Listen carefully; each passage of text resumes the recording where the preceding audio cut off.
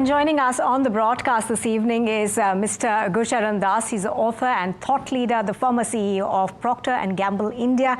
Mr. Das, great to have you on The Big Story this evening. Mr. Das, today, of course, we are talking about how India and Indians are getting richer. In fact, according to the Hurun list, India has produced a new billionaire every 5 days last year. Another endorsement of how wealth creation really has become the centerpiece of India's growth story. Your thoughts, Mr. Das? Well, I mean, I think that's fine. That's good news. I know the leftists don't like this, but with wealth comes responsibility. And I think that still capitalism is not fully accepted in our country. People don't fully understand the market. They think it makes the rich richer and the poor poorer. Now, that's not true. It makes people richer, but it also lifts the poor. And it lifts the poor because it creates jobs. So I would wish that every billionaire that we get, we would announce not only how many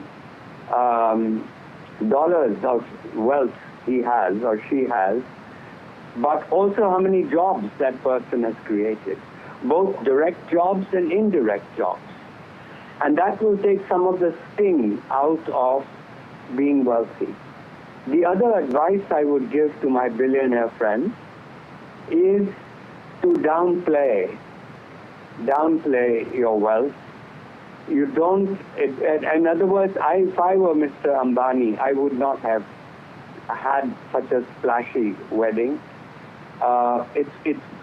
In mature, in countries, we are still a young country. Young meaning we got our economic independence only in 1991, so we are 30 odd years old, and in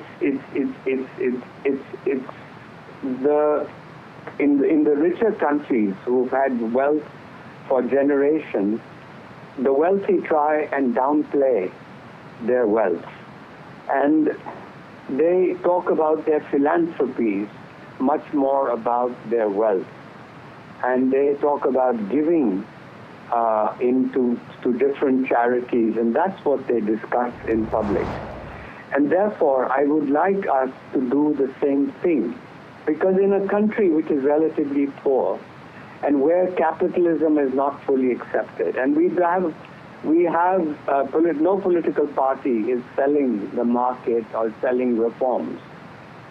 And in such a situation, I understand, you understand, the viewers of this program understand that the importance of the wealth creators is in the jobs they create. So, one, tell us how many jobs you've created, and two, how much philanthropy you're engaged in, and that should be the narrative. And we should not have these flashy weddings. Well, very interesting thought over there. So essentially, have a more conservative view of how wealth is used. That is the centerpiece of what you're saying. But another interesting trend, Mr. Das, that has emerged is that India is now emerging as Asia's wealth creation engine. In fact, China has seen about a 25% decline. We've seen a 29% increase. And obviously, one would hope that this would help the growth of the Indian economy as well, because it is one of the signals that we are becoming a powerful nation as far as the economics is concerned in Asia. Yeah, well, I think we are doing well. I mean, the growth rate numbers, etc., make us the fastest growing economy. But we still are not creating enough jobs. And so, from 91 till now, we've grown at almost 6%. That's a good track record.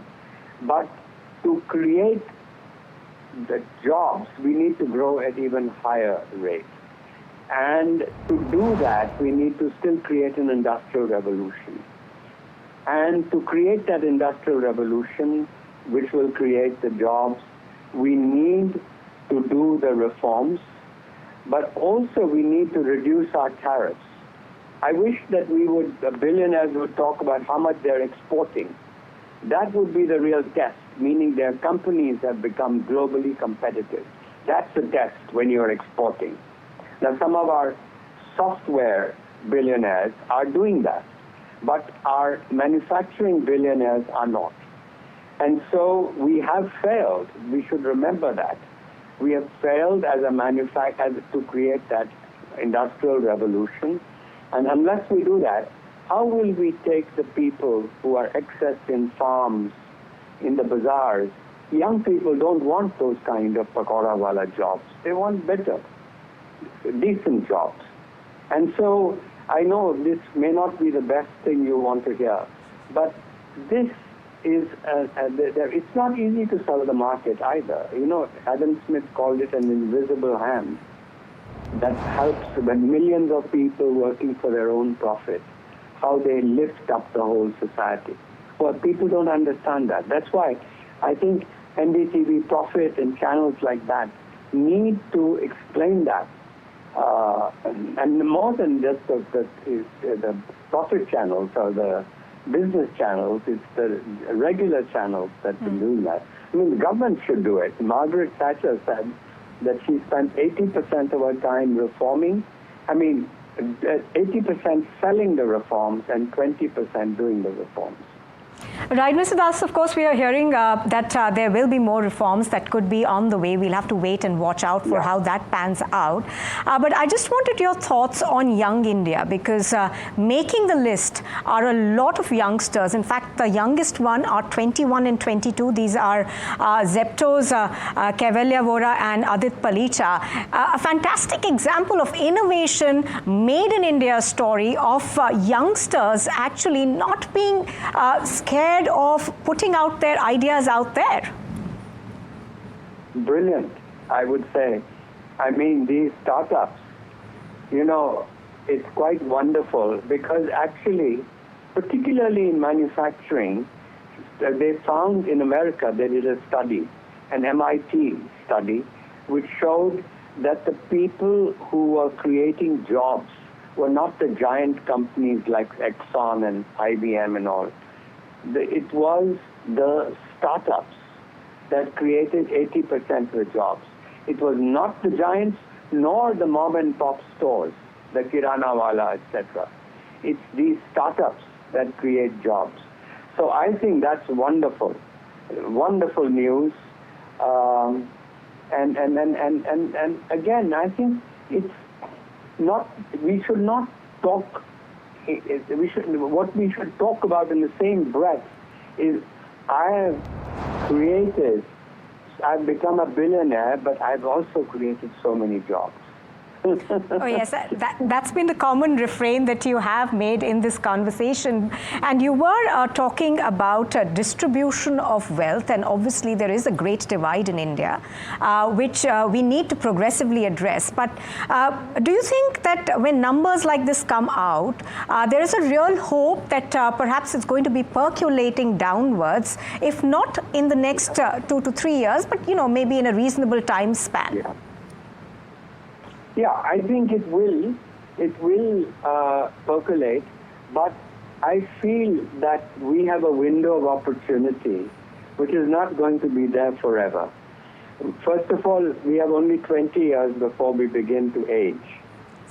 And from the young population we begin. So the demographic dividend has to come in the next 20 years. Secondly, I'm not sure how long these robotics and AI are going to allow the creation of jobs. And so if we want in our lifetimes to turn India from a poor country or a low middle income country to a respectable middle income country, if we want to achieve that Viksit Bharat goal, maybe get near it, maybe not achieve it, because that may require a higher growth rate than we have, then at least we have to worry about taking the people who are surplus on farms and who are, they have to be lifted up at the same time. I mean, that's our last hope. We don't know what's going to happen after this window closes, because nobody knows what's going to happen to jobs. But at least we owe it to the next generation.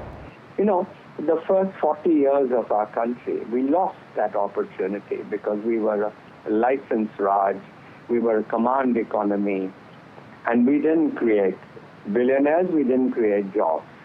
But now is our chance to do it. And that's what I would love to see our billionaires do. Now, just one final question, Mr. Das. One of the problems that India has is that there is a considerable skill gap that we have.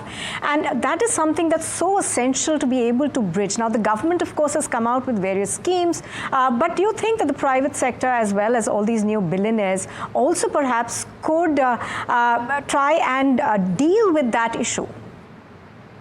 Yeah, I mean, I think the basic problem. First of all, let me tell you, Apple manufacturing has come to India. You know, they're making cell phones in India. They've been already within a couple of years, they're employing 150,000 people directly in their contract manufacturing facilities. And 70% are women. And men, most of them, it's their first time job. They've come from villages in Tamil Nadu and other places, and they needed only 4 to 6 weeks of training to be employable. So we should not overdo the skilling gap either. It is the company's responsibility. Best form of training is on-the-job training. So, but at the same time, what we have in the Apple phone case, we have an assembly line operation. That's fairly simple. But when you start making components, you need more skills in the components. And for skills, I would say the best thing, what's wrong with our skilling, our ITIs and other skilling missions, is they're not linked with the companies. They're not linked, demand is not linked with supply of labor. So the best ideas in this budget were the ideas of apprenticeship and internships. And those are what the company's responsibilities are. That you take apprenticeships, take people, and you know, also for you, if you take an intern, you have a 3-month interview instead of an interview of 1 hour. You can never judge a person in 1 hour because ultimately it's attitudes that matter in business success. It's not skills alone. Absolutely. So all these reasons, you know, are all the things we're talking about are right. Yes, we need skilling, but let's not overdo it also. And always link skilling with the person who needs the job. In other words, this business of skilling and then finding a job, no.